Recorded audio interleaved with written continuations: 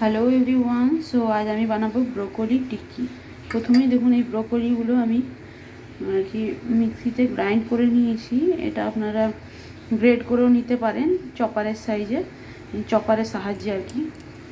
আর এখানে আমি নিয়েছি টিক্কিতে দেওয়ার জন্য, এখানে নিয়েছি আদা আর রসুন কাঁচা লঙ্কা বাটা, এখানে নিয়েছি আদা বাটা, এখানে নিয়েছি লবণ, হলুদ, জিরে ধনের গুঁড়ো, লঙ্কার গুঁড়ো, খুবই অল্প পরিমাণে জোয়ান, এখানে নিয়েছি 1.5 চামচের মতো বেসন, এখানে নিয়েছি একটা পেঁয়াজ ছোট্ট ছোট্ট টুকরো কেটে নিয়েছি, আর এখানে নিয়েছি অর্ধেক আলু সেদ্ধ। আলু খুব একটা দেবো না, আমি এইটুকু দিচ্ছি যাতে আর কি জিনিসটা একটু চিটচিটে হয়, টিক্কিগুলো খুব সুন্দরভাবে বানানো যায়। চলুন বানানো যাক। কীভাবে বানাচ্ছি আপনাদের সাথে শেয়ার করব। প্রথমে আমি এর মধ্যে দিয়ে দিলাম পেঁয়াজের কুচি, আর দিয়ে দিলাম হচ্ছে এই যে আদা বাটা, রসুন কাঁচা লঙ্কা বাটা, জোয়ান, আর এখানে আমি সমস্ত মশলা সমেত বেসন যা আছে সব দিয়ে দিচ্ছি একেবারে। আর সাথে আমি এই আলুটাও দিয়ে দিলাম। এখন আমি এই জিনিসটা খুব সুন্দরভাবে মাখিয়ে নেব। জল লাগবে না, যেহেতু হালকা একটু শুকনো বেসন এই জন্যই দিয়েছি যাতে জিনিসটা বেশ ম্যানেজ হয়ে যায়, চ্যাট মানে এরকমভাবে আর কি গড়া যায়। তো আমার মনে হচ্ছে আর একটুখানি বেসন দিতে হবে, মানে খসখসে টাইপের আছে এখনও পর্যন্ত, যে মানে এরকম করে যদি আমি তেলের মধ্যে ছাড়ি এগুলো কিন্তু ভেঙে যাবে। আর একটুখানি বেসন দিতে হবে। তো এখানে কিন্তু আমি আর একটু বেসন দিয়ে নিয়েছি, এখন মাখিয়ে নেব। চলুন খুব সুন্দর করে মাখিয়ে নিই, তারপরে আপনাদেরকে দেখাচ্ছি। তাই এখানে দেখুন সমস্ত টিকিগুলো আমি রেডি করে নিয়েছি। আর এখানে একটা মিডিয়াম সাইজের ব্রোকলি ছিল, তাতে আমার 9 পিস হয়েছে।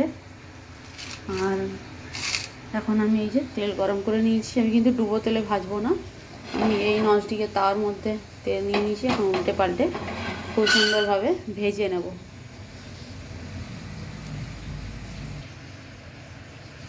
তো চলুন, তেল কিন্তু গরম হয়ে গেছে, এখন এক এক করে এগুলো দিয়ে দিই। আর হালকা আঁচে ভাজবো যাতে ওপরটা পুড়ে না যায়, ভেতর থেকে খুব সুন্দরভাবে আর কি জিনিসটা ভাজা যায়।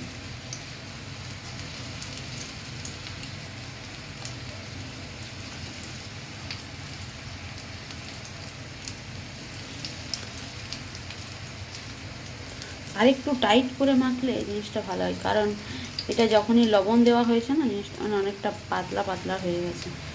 আর একটুখানি বেসন দিলে হয়তো ভালো হতো, টাইট হতো মাখাটা।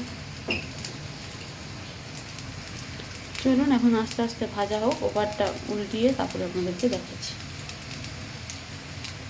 তো দেখুন এক সাইডটা একবার হয়ে গেছে, তাই আমি উল্টে নিয়ে হালকা হালকা করে চেপে দিচ্ছি যাতে ভেতরটা কাঁচা না থাকে।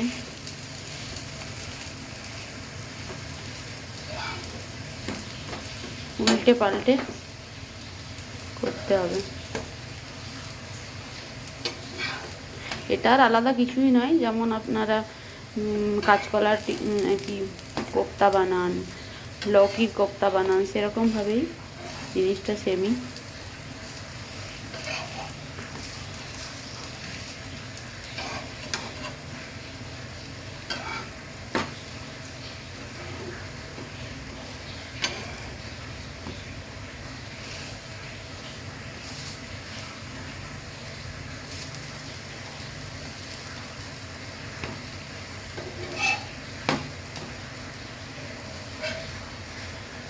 তো চলুন, এখানে কিন্তু রেডি হয়ে গেছে। আমি এখন গ্যাসটা বন্ধ করে রেখে দেবো। তো এই রেসিপিটা আপনাদের কেমন লাগলো অবশ্যই কমেন্ট করে জানাবেন। ভালো লাগলে লাইক কমেন্ট শেয়ার করে আমার চ্যানেলটির পাশে থাকবেন।